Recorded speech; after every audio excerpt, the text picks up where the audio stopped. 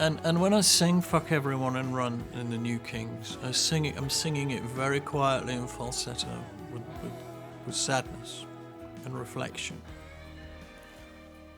And I'm really saying, we've come to this. And so it occurred to me one day, there's a title for this record. And it's very strong, and it'll make people sit back. It wasn't unanimous when it was suggested. Pete was the person that had the major problem with it. My initial thought was, oh no, we can't. It might be an age thing. It might be. I don't think I'm a prude, but I just thought, is it going to cheapen something that we've been working so hard, to create? If you listen to that lyric, the way Steve sings it, it's not to shock, and it's not an angry delivery. It is. Pete mentioned it, like a foreboding thing of all the stuff that's happening in the last year or two around the world. Not the last year or two, the last decade or two. Yeah.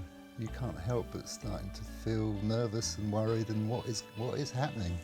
I could see both sides of the argument. I thought it was a very powerful statement, but possibly open to misinterpretation if people think we're just trying to be edgy and shocking.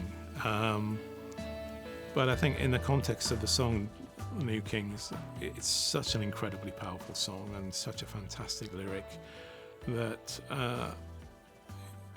it will hopefully make people take notice and be curious at least as to where this title's come from, and if they get to hear the song, maybe they'll understand. Well, we've always had political lyrical content right back to the beginning. I think what's changed is that we're more, having grown older, we care less about what people think. There was a time, but I'm talking about back in the Fish days, when we had to remove the word Antichrist from a song. And when we did Garden Party on TV, I'm fucking was removed. Now we just go, no, fuck it. It's staying, and I think that was H's attitude. He's like, look, I've been doing this for years. If I can't say what I want to say, then I don't want to do it. And so if it's going to upset a few people, so what? What should upset them is what the song is about, rather than the words.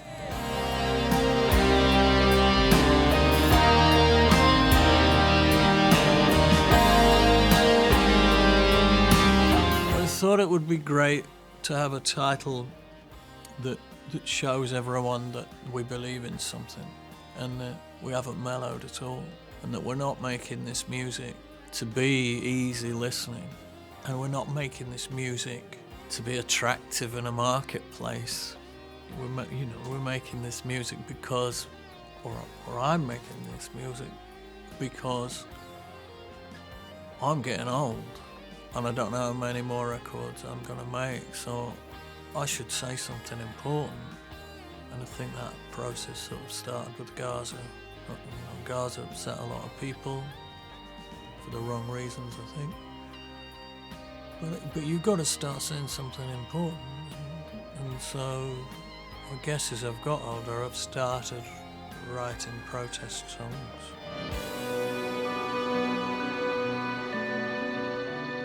With a lot of these tracks on this album harks back a little bit to the more cinematic approach of something like Gaza on the last album, where it's quite sort of episodic. It doesn't follow a conventional song structure, but that gives you scope to create something incredibly powerful and interesting. So yeah, the keyboard and guitar changes, the way that the band and the music flows from one section to another, and reinforces the power in the lyric.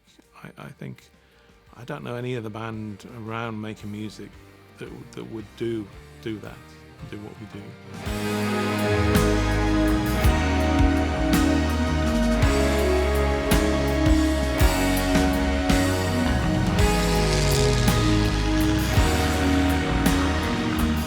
Probably the most involved out of all the films, because it incorporates pretty much a bit of everything. We did a live action shoot of some performers, went back to a studio, green screen studio in Reading, which we've used before, and we shot 3 performers in various different scenes.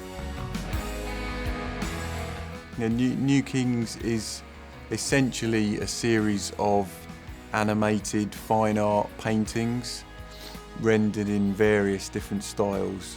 There's an obvious connection there between fine art and sort of extreme wealth. And the general idea really was to portray images of extreme wealth juxtaposed against stylized images of extreme poverty. And that kind of painted style really lends itself well to that kind of feel.